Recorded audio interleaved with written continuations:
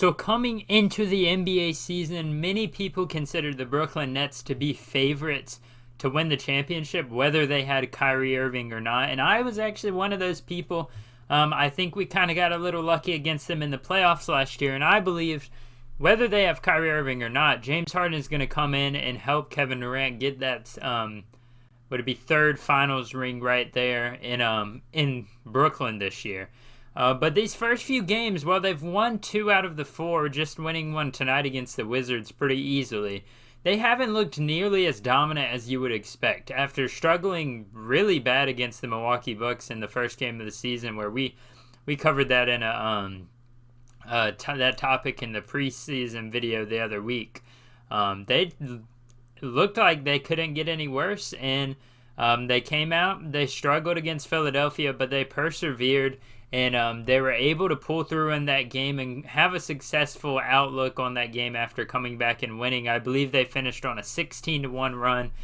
Kevin Durant had a triple-double. James Harden looked like he was struggling with the new foul rule, which is a big topic we'll address later on in this video. And then they come out against the Charlotte Hornets here, and as you can see, they were just getting dominated in every way, shape, or form by LaMelo Ball. LaMelo didn't even have an amazing game, but it was a decent game. I believe he had 18 points, 6 assists, I believe, and maybe 6 rebounds, something like that. But it was really Miles Bridges. Miles Bridges had 31 points.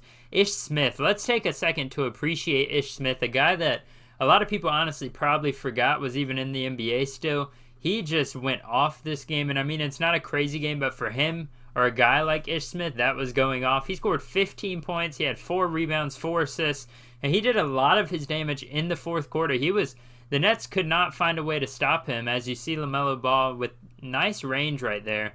And already up 19-13, it was a little questionable by the Brooklyn Nets what was going on.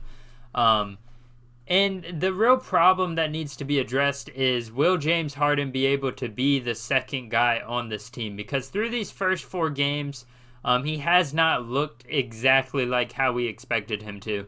Everybody expected James Harden to come out here and dominate. As I say that, he hits a deep 3. Everybody expected him to come out here and do his step back 3s, his little under the hand layups where he draws the foul on contact too. But with these new rules, James Harden is kind of struggling compared to past years to find any sort of rhythm in offense. Kevin Durant's been playing amazing this year. He looks like he's on track to win an MVP again. And James Harden just has not been there to back him up so far this season. Don't get me wrong, though. James Harden's playmaking has been probably at some of the best of his entire career, in my opinion. And I think he will be able to get back on track with his offense. But the real question is, will it be too little too late for the Brooklyn Nets? And will they just have too hard of a road in the playoffs? And as you see there, look at that. Miles Bridges, you never see this. Miles Bridges easily steals the ball from James Harden right past the half-court line. You never used to see something like that from James Harden, and he just does not have the explosiveness he once used to have. And this Nets team has to find a way to coach him into playing like he used to.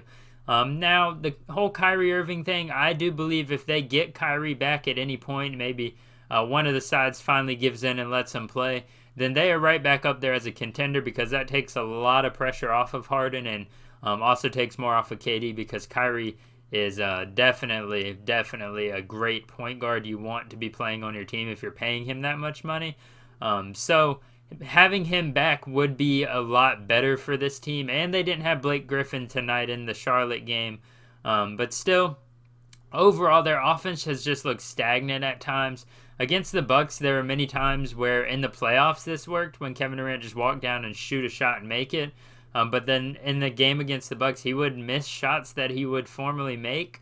And I mean, obviously, he's not going to make all of them, but you have to be able to really just carry your offense if no one else is there. If Joe Harris, whose only job is to hit threes, can't hit threes, then there's not really much you can do to be successful on offense. As you see there, James Harden crying for a foul. LaMelo Ball comes down the court, alley-oop right there. That's another thing with this team. Their defense was a big worry. Defense and rebounding, as I believe Steve Nash himself said, were the biggest problems of this team this year. and it has shown its ugly side very early on in this season. The defense for the Nets, besides this game against the Wizards tonight, where I believe they held the Wizards to 90 points, but I mean, it is the Washington Wizards, but the defense has not been good at all. They have not been able to stop any offensive players. Once they get past the half-court line, they're pretty much reeling, trying to find their defensive footing. Guys like Javon Carter, who you thought would make a bigger impact defensively, haven't really done too much. Blake Griffin hasn't really had his impact felt too much this year. LaMelo with a nice layup right there and one. Joe Harris obviously was never a great defender. KD could be a better defender with his length, but he hasn't been ever really a top-tier defender in his career. I believe they need to get more of Bruce Brown on the court because he just gives you a great defensive guard who can handle the ball and play make. And he can't shoot well, but he can get the ball out of Harden's hands and KD's hands sometimes. And you know, between him and Patty Mills, you'll have two more successful quality guys to get their hands on the ball and play quality basketball. Also, Lamarcus Aldridge for the Nets needs to get involved more in the offense. I know he's coming out of retirement. He's probably still working to get his health back to 100%, but he just has not been able to get too much going, and I hope for his sake that he can get a little bit more involved in the offense. And just maybe the Nets will, obviously I don't really want the Nets to be good this year because I don't want to face them in the playoffs, and especially if they get Kyrie Irving back. But for their sake and for the fans' sake, maybe they can find their offensive footing, kind of get it going. And if they find that, then I think the defense will come with it. And, as long as they score 120 or more, which they will probably do if they get their max offensive footing, then you're probably not going to be able to complain about their defense because they'll just score more than every team every night. And let's just see a few of these fourth quarter plays for the Hornets because this fourth quarter, they were lighting it up. You see it's only a 3-point game, and look at Ish Smith here.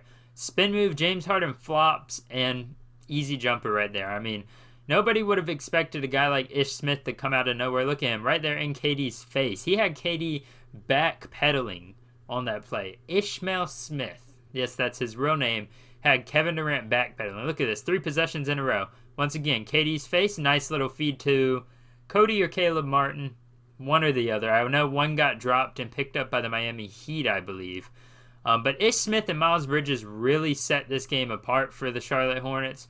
LaMelo Ball actually did not play much of the fourth quarter because of how successful they were already doing without him on the court, building a lead. You see Ish Smith pull up from 3, you know the game's over because he can't even shoot threes all that well. And yeah, the Brooklyn Nets have struggled through these first 4 games, but they're still 2-2 despite the struggles, and I think they will be able to be fine this year. I think they'll be carried by sheer super-powered talent on their teams, and Kevin Durant, as always, is going to be on a playoff caliber team no matter how bad the team around him is. So we'll have to watch and see what goes on the rest of the season for the Brooklyn Nets because they had, like I said, they've struggled through these 4 games, but I think they'll improve, and we'll have to just see what James Harden can do going forward, how he'll adjust to the new fouling rule, and whether teams like the Charlotte Hornets will be able to take advantage of the Brooklyn Nets like they did in this game. Let me know what you guys think in the comments down below. Make sure to hit the like button and subscribe. As always, my Instagram is in the link in the description down below. Make sure you click that link so you can follow me there. I post every time I post a video, and I sometimes post polls and stuff, so make sure you're included in that kind of stuff.